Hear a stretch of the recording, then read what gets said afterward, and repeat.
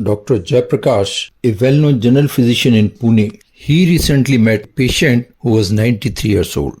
Dr. Jayaprakash was much impressed with his physical health and treated him well for his ailments at Devi Ratna Hospital. Gita का ही मैंने कहा तो उसी को फिर गीता के बारे में आपका क्या कहना है? गीता के बारे में तो गीता के बारे में मेरे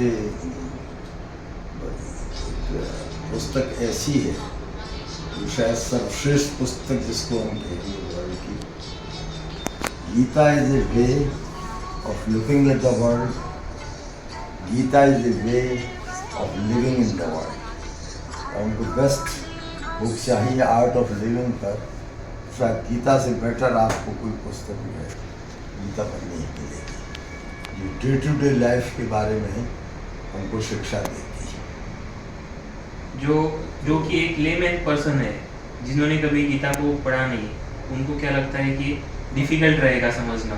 आपको क्या लगता है कि काफ़ी इजी लैंग्वेज में दिया है? काफ़ी हम लोग ऐसा समझ के न चलें कि गीता को तो अर्जुन को युद्ध के मैदान में प्रवचन दिया गया, उसको भूल जाइए।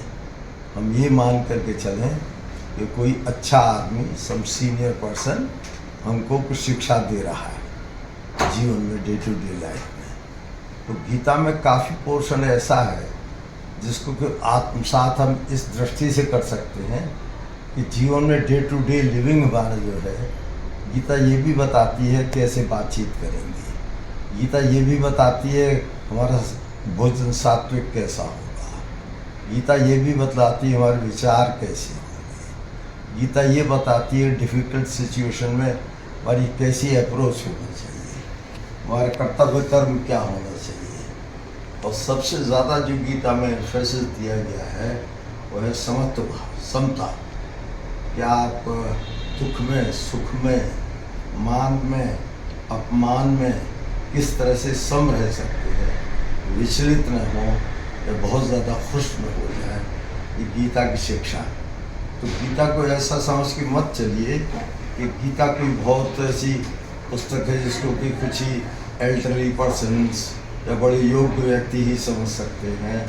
हम उसमें से अपने लिए पोर्शन जो आत्मसात करने के लिए क्या कर सकते हैं, उस दृष्टि से उतरा पोर्शन हम करें तो शायद जीवन में हम सफलता मिलेगी। मैं वो एक अर्जुन का क्वेश्चन पूछना चाहता हूँ जो कि शायद गीता के दूसरे अध्याय में उसको चैप्टर 17 समथिंग है, जो मेरे पिताजी ने हमें जब हम बचपन में, यानी मैं 5 साल का था, तब से मुझे वो पढ़ने के लिए, वो कंटिन्यूसली शाम को पढ़ने के लिए मुझे सिखाया उन्होंने। फिर मैं कंटिन्यू किया और उसमें मैं इतना फिर ये हो गया कि जैसे कि एग्ज़ाम में मैं गया, सपोज बड़े बड़े एग्ज़ाम दिए, क्लियर किए, तो एग्ज़ाम में जैसे 10-15 मिनट पहले हम पहुँचते, वहाँ पे पहुँचने के बाद में हमारे हाथ में कुछ नहीं रहता है, पेपर अभी आने का रहता।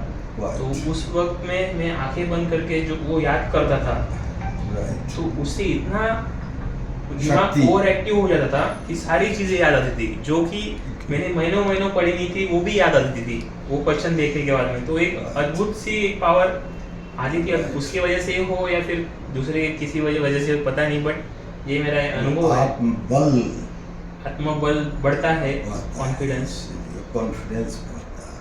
तो वो जो हम पाठ करते थे रोज, उसका वो जो क्वेश्चन है अर्जुन पूछता है, मराठी और संस्कृत का मिक्सचर है। स्थिरावला समाधीत स्थित प्रज्ञ कसा असे, कृष्णा सांग कसा बोले, कसा राहे फिरे कसा। मीन्स लाइक समाधि में कौन ऐसा कोई कैसे स्थिर हो सकता है? समाधि में स्थिर कैसे? हाँ, समाधि जैसे पोजीशन में ऐसा इतना कोई स्थिर कैसे हो सकता है कि आजू बाजू में जो भी कुछ चल रहा है उसका उसके ऊपर कुछ फर्क ना गिरे। उसके ऊपर फिर भगवान कृष्ण ने अच्छा एक आंसर दिया है जो कि हम पठन कर देते हैं।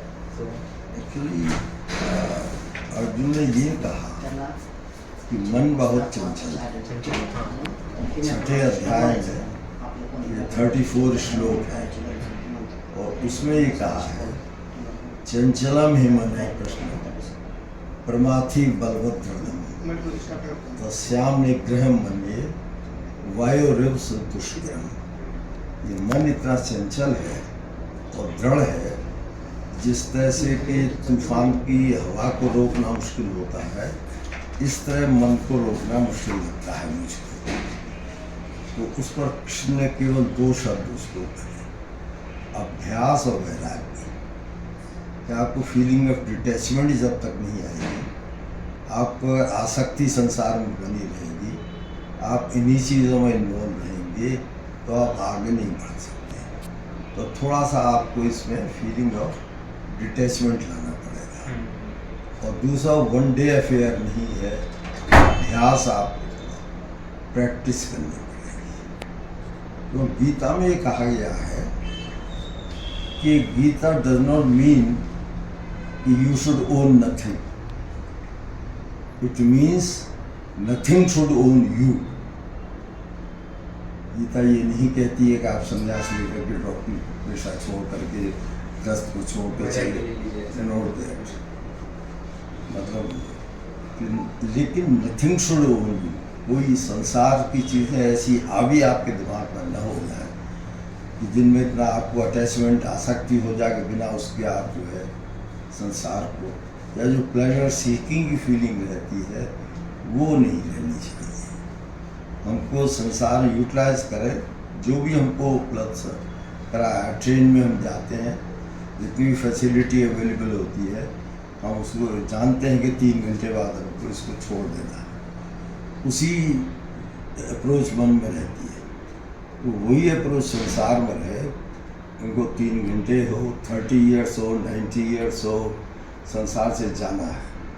तो जितना दिया है उसने, उसको आप जो है उपयोग कीजिए उन सब साधनों का, लेकिन उनमें इतना इन्वॉल्व मत हो जाइए कि बिना उनके आप जो है दुखी हो जाए। डॉक्टर जयप्रकाश एक बहुत ही अच्छे डॉक्टर हैं। डॉक्टर होने के साथ साथ उनकी ह्यूमन अप्रोच, उनकी पर्सनल केयर, पर्सनल टच की जो फीलिंग्स रहती हैं वो बहुत अधिक अप्रिशिएबल है। I wish him all good luck.